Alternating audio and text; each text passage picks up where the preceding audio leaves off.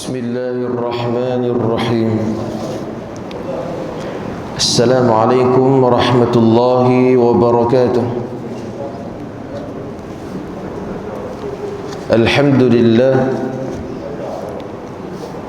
لله رب العالمين، والصلاة والسلام على أشرف الأنبياء والمرسلين وعلى آله وصحبه أجمعين. قال رب اشرح لي صدري ويسر لي أمري واحلل عقدة من لساني يفقه قولي. فقال الله تعالى في كتابه العزيز: أعوذ بالله من الشيطان الرجيم. يا أيها الذين آمنوا اتقوا الله وكونوا مع الصادقين. صدق الله العظيم. Yang bermaksud, wahai orang-orang yang beriman, bertakwalah kalian kepada Allah dan hendaklah kamu berada bersama-sama dengan orang-orang yang benar. Surah At-Taubah ayat yang ke-11. Muslimin muslimat yang dirahmati oleh Allah, dalam satu hadis yang diriwayatkan oleh Al-Imam Bukhari dan Imam Muslim, muttafaqun alaih, dalam jami' sahih mereka, kata Nabi sallallahu alaihi wasallam, innas sidqa yahdi ilal bir wal birra yahdi ilal jannah. Kata Nabi sallallahu alaihi wasallam, innas sidqa yahdi ilal bir, sesungguhnya kebenaran akan membawa kepada kebaikan yang lain. Wal birra yahdi ilal jannah, dan kebaikan yang kita lakukan itu akan membawa kita ke syurga Allah Subhanahu wa taala. Muslimin muslimat yang dirahmati oleh Allah, hadis ni tuan-tuan, hadis yang ringkas sahaja. Nabi nak bagi tahu kepada kita bahawa kebaikan ini adalah asas bagi Islam. Maka apa pun yang Islam sarankan kepada kita, baik dari sudut syariatnya, baik dari sudut fadilatnya dan sebagainya, semua itu menjurus ke arah kebaikan. Dan kebaikan tersebut, ia akan membawa kita ke arah syurga Allah Subhanahu wa taala. Dan juga Nabi sallallahu alaihi wasallam pernah sebut dalam satu hadis yang direkod oleh Abu Daud dalam sunannya, an-naza'imun bi baitin fi rabatil jannah liman taraka al-mira'a wa in kana muhiqqan. Kata Nabi SAW, aku adalah penjamin bagi rumah yang berada di sekitar syurga, yang diperuntukkan bagi orang-orang yang meninggalkan pendapatan walaupun ia benar. Maknanya Nabi nak bagi tahu kepada umat bahawa ada beberapa amalan yang apabila mereka dibuat di muka bumi Allah ini, Nabi akan menjamin rumah dalam syurga esok. Ini amalan ahli syurga. Yang pertama apa? Wa in kana tarakal mira'a wa in kana muhiqqan. Dia tinggal pertelingkahan ini. Dia tinggal nak bergaduh dengan orang, dia tinggal nak bertengkar leher dengan orang. Walaupun benda tu benar, tapi dia kata bahawa ya, kita boleh buat bincang, benda ni tak perlulah kita nak memutuskan silaturahim. Dia ambil jalan untuk tidak bertegang leher. Orang macam ni, Nabi kata, aku akan menjamin rumah dalam syurga esok. Dan juga kelompok yang kedua, wa bi baitin fi wasatil jannah liman tarakal kadhib, iaitu juga kata Nabi SAW, dan penjamin bagi rumah yang berada di tengah syurga, yang diperuntukkan bagi orang yang apa? Iaitu mereka yang meninggalkan dusta walaupun hanya bersenda gurau bersama rakan-rakan mereka. Dalam arti kata yang lain, bercakap benar. Dalam arti kata yang lain, Nabi nak bagi tahu kepada umatnya bahawa biarlah kita ni kalau nak bergurau sekalipun, jangan sampai kita ni pergi bohong orang. Nabi tak bagi. Dan hadis riwayat Abu Daud dalam sunan ini, Nabi nak pesan kepada umatnya bahawa ya, Islam itu dibina di atas kebenaran. Islam itu dibina di atas autentik, keaslian. Bukan dibina di atas kepalsuan yang mana kesannya tuan-tuan sekalian dia akan membawa kepada syurga. Ya, mudah-mudahan hadis yang saya bawa riwayat Bukhari, Muslim dan Abu Daud ini memberi manfaat yang banyak kepada kita insya-Allah. Tuan-tuan sekalian, kita sambung pembacaan kitab kita pada pagi subuh ini, Talbisul Iblis karangan Al-Imam Ibnu Jauzi rahimahullahu taala. Tuan-tuan sekalian, pada pertemuan yang lepas kita dah cerita bagaimana tipu daya iblis, tipu daya syaitan ini. Ya, mereka ya tidak berehat. Setiap masa jika mereka melihat ada peluang untuk merosak hamba Allah Subhanahu wa taala dalam apa sekalipun hamba Allah ini berada dalam kedudukannya, sama ada di kalangan mereka di kalangan ahli ilmu, sama ada mereka ini di kalangan ahlul hadis, ini juga disebut dalam kitab ini, ahlul fuqaha, yang masing-masing ada hujahan dari sudut dalil. Ada juga perangai syaitan ni tuan-tuan, dia cuba untuk mempelagakan di antara satu sama lain. Tuan-tuan sekalian, pada pertemuan pagi ni kita tengok satu riwayat daripada Hisham bin Urwah, muka surat 44, dari ayahnya, daripada Aisyah radhiyallahu anha, bahawa Nabi sallallahu alaihi wasallam bersabda, "Inna syaitan ya'ti ahadakum fayaqul man khalaqaka." Ya, sesungguhnya syaitan mendatangi salah seorang di antara kalian, di antara kamu, lalu dia bertanya, siapakah yang mencipta kamu? Man khalaqaka. Syaitan dia main bisik kat telinga kita ni, siapa yang cipta hang ni? Takkan hang jadi sendiri kot? Dia main dalam hati kita, dia main fikiran kita ni, persoalan begitu. Fayaqul Allah tabaraka wa ta'ala, maka dia menjawab bahawa yang mencipta aku ini adalah Allah Subhanahu wa taala. Allah yang mencipta. Dan ini jawapan bagi orang yang ahli tauhid, ya, yang belajar ilmu akidah, dan kita faham bahawa segala apa yang berlaku di muka bumi Allah ini di bawah pentadbiran Allah Subhanahu wa taala. Sama ada langit ataupun sama ada bumi, ini di bawah kekuasaan Allah Subhanahu wa taala. Kita boleh jawab begitu. Dan juga kalau kita tengok dalam tafsir Al-Azhar, Profesor Dr. Hamka apabila menafsirkan ayat yang ketiga dalam surah Al-Mulk, alladzi khalaqa sab'a samawatin tibaqa, Allah Subhanahu wa taala mencipta ya 7 lapisan langit ini. Ada tafsiran mengatakan bahawa tafsiran 7 lapisan langit ini ialah lapisan-lapisan bintang, Pluto dan sebagainya. Ya, kata Hamka, ya, tafsiran itu tidak tepat. Ya, dan Hamka mengambil tafsiran itu daripada pendapat Al-Imam Al-Allamah Syekh Qutb rahimahullah dalam kitab tafsirnya fi Dhilalil Quran, iaitu maknanya apa? Tafsiran kepada 7 langit itu hanyalah kembali maknanya kepada Allah. Allah yang lebih mengetahui. Allah yang lebih mengetahui hakikat sebenarnya. Saya nak sebut bahawa kenapa saya bawa hujahan itu, ya, sama ada langit dan bumi, sama ada makhluk Allah yang berada di bumi ini, semuanya ada di bawah ilmu Allah Subhanahu wa taala. Maka tuan-tuan, jawapannya betul ataupun tidak, jawapannya betul. Apabila syaitan main bisik kat telinga dia, siapa yang cipta hang? Dia jawab Allah Subhanahu wa taala. Allah yang cipta aku. Fayaqul faman khalaqa Allah. Ida tuan-tuan, ni kata syaitan ni awal-awal dia tak pergi tentu lagi. Dia nak bagi rosak kita punya hati ni tuan-tuan. Dia mula yang betul dulu. Ya, apabila kita lalai, kita tidak ada ilmu, kita jahil, mulalah kita tergelincir dengan kefahaman yang sebenar. Syaitan membisik kat telinga kita. Dia tanya apa? Siapa yang mencipta Allah? Faman khalaqallah. Tadi dia tanya siapa yang cipta kita? Siapa yang kita ni jadi sendiri ke apa? Ini siapa yang cipta Allah? Ya, fa idza wajada ahadukum dzalik falyaqul amantu billahi wa rasulihi fa inna dzalika yadhhabu anhu. Ya, kata Nabi sallallahu alaihi wasallam, jika salah seorang di antara kamu merasakan seperti itu, ni dirumai ke hati kita ni, siapa cipta Allah? Oh, betul juga noh. Kalau kita ni ada awal dan ada akhir. Tuhan pun mesti ada awal dan akhir.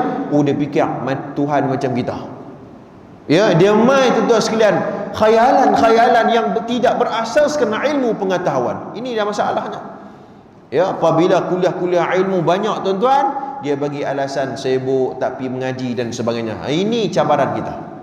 Ya, betapa pentingnya tuan-tuan kuliah ilmu ataupun ilmu pengetahuan ini untuk tuan-tuan mengikat kefahaman kita supaya tidak terjerat daripada soalan-soalan yang boleh merosakkan i'tiqad dan kepercayaan kita.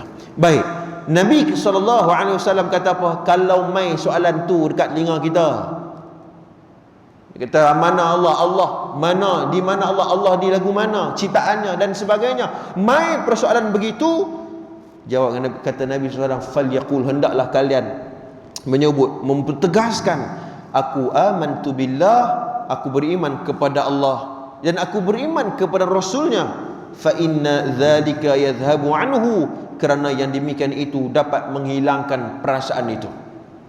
Ya, Allah lebih mengetahui hakikat dirinya sendiri. Ya, laisa kamitslihi syai', Allah tidak sama dengan makhluknya. Ya, ada orang yang dia tidak berasaskan ilmu, i'tiqad dan kepercayaannya tuan-tuan sekalian, ya, kepercayaannya berat kepada mereka yang menafsirkan Allah itu sama macam makhluk ini dan sebagainya. Wal'iyadzubillah. Dan hadis ini tuan-tuan sekalian nak beritahu bahawa betapa pentingnya i'tiqad kita dengan i'tiqad yang sahih. Ya, tauhid, ya, yang sahih. Ya, kepercayaan kepada Allah, kepercayaan yang betul. Ya, yang berasaskan ilmu. Dan ini disebut dalam satu hadis yang direkod oleh Al-Imam Tirmizi, Ahmad dan Al-Imam Ad-Darimi, hadis kursi. Kata Nabi SAW, Allah berfirman, ya ibni Adam, innaka law ataitani biqarabil ard khataya thumma laqitani la tushriku bi syai'a la ataituka biqarabiha maghfirah. Ya ibni Adam, law balagat dhunubuka anana as-sama' thumma astaghfarni ghafartu lak. Ya, Allah pernah berfirman, ya ibni Adam, wahai anak-anak Adam, innaka law ataitani biqarabil ardi khataya, jika engkau menemui aku dengan dosa sebanyak isi dan bumi. Ini hadis kursi. Ya, kalau lampamai jumpa aku dalam keadaan dosa banyak, dosa hampa tu macam langit dan bumi, banyaknya dosa ni. Thumma laqina la tushriku bihi syai'a, tetapi engkau tidak menyekutukan sesuatu dengan aku. Dosa banyak, iya. Ya. Tapi akidahnya akidah yang betul. Kepercayaan yang betul, bukan kepercayaan yang jahil. Ya.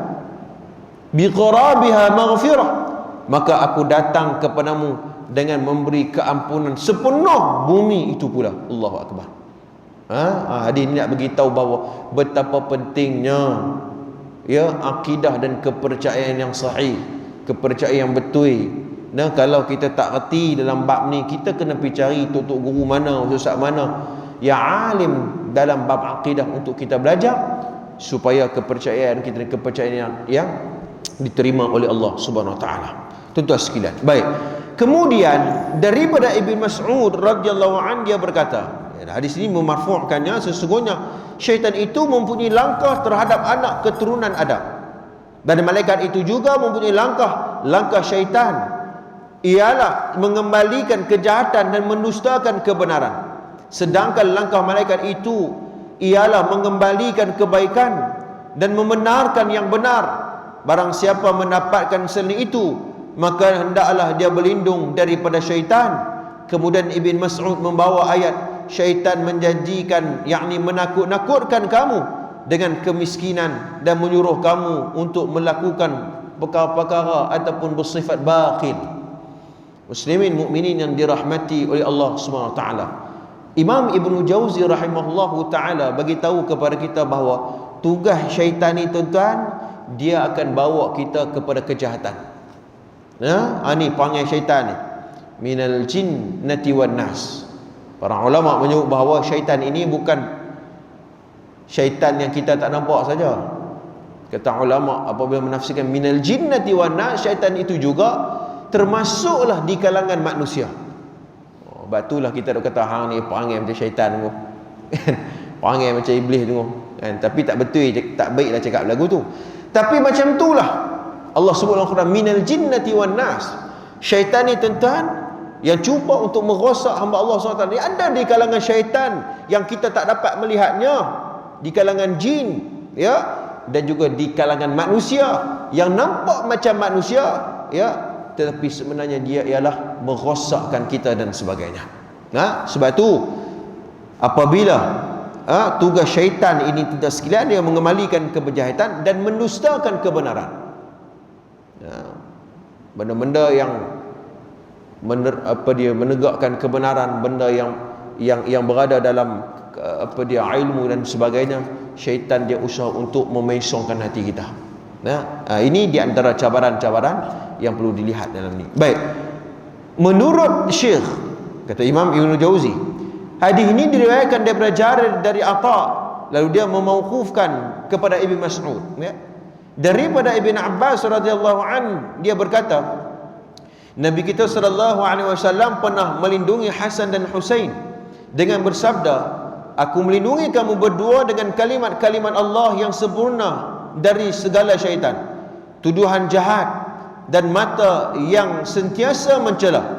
Kemudian beliau bersabda, beginilah ayahku Ibrahim alaihi salam melindungi Ismail dan juga Ishaq alaihi wassalatu wassalam. Ini tuan-tuan, hadis ni hadis yang sahih, riwayat Bukhari Muslim. Nabi pernah bagi tahu, ya, kepada sahabat, Nabi pernah melindungi Hasan dan Husain ini tuan-tuan, iaitu dengan kalimat, dengan makna Nabi berdoa. Nabi berdoa kepada Hasan dan Husain ini tuan-tuan dengan kalimat-kalimat, dengan nama asma Allahil Azam, dengan nama-nama Allah yang mulia, dengan nama Allah yang besar. Ya, Allah, Nabi SAW berdoa, ya, untuk jaga Hasan dan Husain ini, ya, jaga Hasan dan Husain ini daripada apa? Daripada syaitan, daripada tuduhan-tuduhan jahat, ya, tuduhan-tuduhan jahat, dan juga mata yang sentiasa mencela. Ada orang yang tak suka, ada orang saja yang tidak puas hati dengan kita ni tuan-tuan, kerja dia suka mencela kita, menjatuhkan kita dan sebagainya. Nabi berdoa, ya, kepada Allah SWT dipelihara keturunannya tuan-tuan sekalian, Hasan dan Husain ini daripada perkara-perkara tersebut. Ini semua, ya, merosakkan seseorang hamba Allah SWT. Tuan-tuan sekalian, kalau kita tengok dalam beberapa hadis yang lain, ya, yang pernah disebut dalam kitab yang disusun oleh seorang tokoh ilmuwan, iaitu dalam kitab ini berkaitan dengan, ya, Nabi SAW. Hadis ni kalau tak salah saya riwayat daripada Al-Bukhari dalam Adabul Mufrad dan juga Imam Nasa'i dalam Sunan Kubra, ketika mana Nabi SAW idza awala ar-rajul ila al-firashi, Nabi beritahu kepada umatnya, ya, bahawa apabila seseorang itu berbaring di tempat berbaringannya akan tidur. Ini kita ni semua akan tidur. Saya kata tuan-tuan bila letih ni kita pergi cari tempat untuk kita berehat, tempat untuk kita tidur. Tuan-tuan, idza awar rajulu ila al-firashi, apabila seseorang itu berbaring di tempat pembaringannya, makna dia nak pergi tidur, ya, atahu malakun wa syaitan, maka datanglah dua makhluk Allah ini. Ya, yang pertama iaitu malaikat. Malaikat main kat kita. Ini time nak tidur ni, bukan time jaga. Ni time nak tidur pun tuan-tuan sekalian. Malaikat main dekat kita, wasyaitan, dan juga syaitan main dekat kita. Dia main dekat kita. Fayaqulul malak. Ya, berkata malaikat bisik kat telinga kita. Malaikat bisik kat telinga kita, ikhtim bi khair. Habiskan masa tidur kamu, akhirilah malam kamu ini dengan kebaikan. Tuan, demai bisikan tu. Ni time kita nak tidur ni. Ada orang bila dia nak tidur tuan-tuan, dia menangis. Ada orang dia nak tidur, tuan-tuan sekalian, dia berdoa kepada Allah, dia membaca ayat Al-Kursi, dia ingat Allah SWT, dia muhasabah diri dia sepanjang hari dia, tuan-tuan sekalian, dia muhasabah. Ada orang dia nak tidur, tuan-tuan, dah tidur terus, tak ingat apa dah, ditarik bantai, wah tidur terus. Ada juga lagu tu. Ada orang waktu dia nak tidur, tuan-tuan sekalian, ikhtim bisyarri, syaitan mabisik kat telinga dia, hang buat benda jahat. Dah tuan-tuan, buat benda jahat ni time nak tidur, kata macam mana nak buat benda jahat, macam-macam. Tuan-tuan sekalian, rancang nak buat benda jahat, esok nak buat apa, tuan sekalian, apatah lagi handset duduk dekat tangan, boleh saja buat benda yang jahat. Dia mengakhiri malamnya dengan kejahatan. Ni syaitan mabisik kat telinga dia. Fa in dzakarallah thumma nama batatil malaika takla'uhu fa in istayqadha. Kata Nabi SAW, apabila dia berzikir menyebut nama Allah kemudian dah tidur. Ini Nabi ajak. Ini hadis ni disebut dalam Adabul Mufrad, dinukilkan oleh Al-Imam Bukhari rahimahullahu taala. Kalaulah dia main bisikan-bisikan yang tak baik, lalu dia lindung diri dia dengan berzikir pada Allah sebelum dia nak tidur tu, dia zikir kepada Allah, para malaikat melindungi dia di malam tersebut. Malaikat akan lindung dia. Apabila ia bangkit daripada tidur, malaikat membisikkan kat telinga dia. Ini dia tuan-tuan peranan. Sampai macam tu sekali Nabi ajarkan kita, nak tidur pun ingat kepada Allah. Islam ajar kepada kita, Bismikallahumma ahya wa amut. Ini doa disebut oleh Al-Imam Nawawi dalam kitab Al-Adhkar. Ya, kita menyebut nama-nama Allah Subhanahu wa taala. Kita membaca ayat kursi, kita membaca 3 qul, ya, kita membaca dan berselawat kepada Nabi SAW sebelum kita tidur. Tuan sekalian, ya, apabila malaikat jaga kita dengan kita lindung dengan Allah, dengan zikrullah tadi ni, tuan-tuan, malaikat akan membisik telinga kita, iftah bil khair, mulalah dengan kebaikan. Maknanya apa? Kalau kita tidur baik, kita tidur dengan zikrullah, kita bangun pun, kita akan bangun dengan panduan Allah SWT. Kita akan bangun akan jadi baik. Mudah untuk kita bangun, mudah untuk kita berqiyamul lail, mudah untuk kita salat subuh secara berjemaah, mudah untuk kita bangun, mulakan pagi kita, hidup kita ni dengan kebaikan. Aida tuan-tuan, ya. Maka syaitan pula membisikkan, mulakan hari kamu dengan kejahatan. Syaitan ni kalau kata kita tak mula dengan tidak mengakhiri dengan zikrullah, syaitan akan merosakkan hati kita ni. Mulalah, iftah bisyarri, mulalah kehidupan kamu dengan kejahatan. Tu betapa tak rehatnya syaitan ni, tuan-tuan. Nah, time kita duduk seorang-seorang pun dia main kat telinga kita. Time kita duduk seorang-seorang, nak bangun ni, dalam istilah kita, tuan-tuan sekalian, nak masuk kerja pun tak lagi. Dak, syaitan mula kerja dah. Syaitan mula kerja dah, merosakkan hati hamba-hamba Allah Subhanahu wa ta'ala. Ya, dan apabila ia berdoa, alhamdulillahilladzi radda alaihi nafsi, ini doa yang diajar oleh Nabi SAW, segala puji bagi Allah yang memulangkan diri aku. Tadi kita tidur, Allah matikan kita sekejap, kemudian Allah hidupkan kita. Ini kita panjatkan syukur kepada Allah kerana Allah bagi lagi kesempatan, peluang untuk kita hidup, untuk kita mengerjakan amal soleh. Ya, dan doa yang masyhur yang kita membaca, alhamdulillazi ahyana ba'dama amatana wa ilaihin nusyur. Ini doa yang masyhur dan selalu sering kita membaca.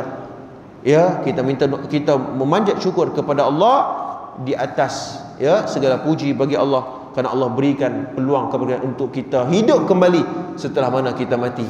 Mana Allah, kita tak sedar apa waktu kita tidur tu. Ini muslimin muslimat yang dirahmati oleh Allah. Sebab ada doa yang lain, ya, alhamdulillahilladzi yumsikus sama an taqa'al ardi illa biiznih. Ini semua doa-doa kita bangkit daripada tidur. Rupanya Nabi banyak baca doa. Apa dia, kalau kita ada kitab, ataupun kitab doa bil ma'thur yang dibaca oleh Nabi SAW, tuan-tuan sekalian, lama-lama sekali dah kita ni 50 tahun duk baca doa yang sama, kita try tengok ubah doa yang lain. Bukan ubah tu maksudnya kita ubah mood, maknanya kita tengok ada lagi makna-makna yang azim, makna-makna yang mulia setelah mana kita hidup, setelah mana kita dihidupkan kembali, makna kita bangkit daripada tidur, kita baca pula doa-doa yang lain, dan doa itu datang daripada Nabi. Dan antaranya tuan-tuan sekalian disebut dalam Mustadrak Al-Hakim, Abu Nu'aim dalam Hilyatul Awliya, An-Nasa'i dalam Sunan Kubra. Di antara doa Nabi SAW bangun daripada tidur, Alhamdulillahilladzi yumsikus sama an taqa'a 'alal ardi illa biiznih, yang bermaksud segala puji bagi Allah yang menahan langit dari jatuh ke atas bumi dengan izinnya. Tuan sekalian, kita tak tahu kita ni tuan-tuan, kalau ni ada orang ni dia tidur terus tak bangkit dah. Ada orang tuan-tuan sekalian macam tu, gerak tuan-tuan tak menyuk dah. Kan? Kita awak ni tidur selalu bangkit awal ni. Awak tidur lambat sangat nak bangun. Ketuk pintu, buka pintu. Tak ada dah gerak, tak ada dah. Ada orang begitu, Allah ambil nyawa dah. Maka ini Nabi minta doa supaya kita bersyukur kepada Allah kerana Allah berikan nikmat untuk kita dapat hidup, untuk kita melakukan amal ibadat dan sebagainya. Tuan-tuan sekalian. Baik. Kemudian dalam kisah ini juga, dalam bab yang keempat, kata Imam Ibnu Jauzi rahmatullah alaih memberikan tafsiran bahawa makna talbis dan ghurur itu. Tuan-tuan sekalian, kata Ibnu Jauzi, talbis artinya menampakkan kebatilan dalam rupa kebenaran. Ni kita yang kita duk belajar ataupun kita duk bincang ni, kitab kita ni Talbisul Iblis. Maksud talbis tu apa? Kata Ibnu Jauzi, menampak iblis ni tuan-tuan, dia menampakkan kebatilan tu dalam rupa kebenaran. Benda tu tak betul, benda tu fasik, benda tu jahat, tapi iblis ni dia cuba warnakan benda tu supaya nampak macam betul. Tu maksud talbisul iblis, talbis itu sendiri. Dan banyak dah dalam hidup kita ni kena tipu dengan syaitan ni. Banyak dah tuan-tuan sekalian, kita terpedaya dengan nampak macam elok, nampak macam betul, tapi sebenarnya tidak diiktiraf oleh agama. Dan adapun makna ghurur itu seperti kejahilan yang menimbulkan keyakinan bahawa yang rosak itu lurus dan yang hina itu bagus. Ibnu Jauzi buat main satu istilah yang lain, disebut sebagai ghurur. Ghurur ni tuan-tuan sekalian, dia tak ada ilmu, tapi dia rasa diri dia betul. Ni masalah ni tuan-tuan. Orang Melayu kita kata bodoh sombong. Minta maaf saya guna ayat tu. Tapi itulah makna yang lebih orang pergi dekat dengan makna ghurur ni. Orang panggil bodoh sombong, dia tak ada ilmu. Orang dah terang dah benda betul kat dia, dia duk kira dah hang salah. Tuan-tuan sekalian, ni masalahnya. Sebab tu kalau kita tengok banyak dalam kitab-kitab ini, di antara benda yang menjadi penghalang bagi kita iaitu ilmu pengetahuan. Allahu akbar. Inilah tuan-tuan, sebab tu jihad ilmu. Sebab tu kata al-Imam Hujjatul Islam Imam Al-Ghazali rahimahullahu taala dalam kitab dia tuan-tuan, Bidayatul Hidayah. Dalam kitab tersebut tuan-tuan, jihad yakni ibadat yang afdal bagi orang alim adalah berjihad menuntut ilmu. Ni saya ambil quote daripada kata-kata al-Imam Al-Ghazali dalam kitab Bidayatul Hidayah. Tuan-tuan boleh tengok dalam kitab tersebut, jihad yang paling afdal di kalangan ahli ilmu, di kalangan para ulama, di kalangan orang alim adalah mereka yang berjihad dalam bidang ilmu. Tuan-tuan, kalau mereka tak berjihad dalam bidang ilmu, tak tulis buku dekat kita, tak bersyarah kat kita, tak tolong ajak dekat kita, masakan tidak kita boleh membedakan di antara mana satu yang al-haq dan mana satu yang batil.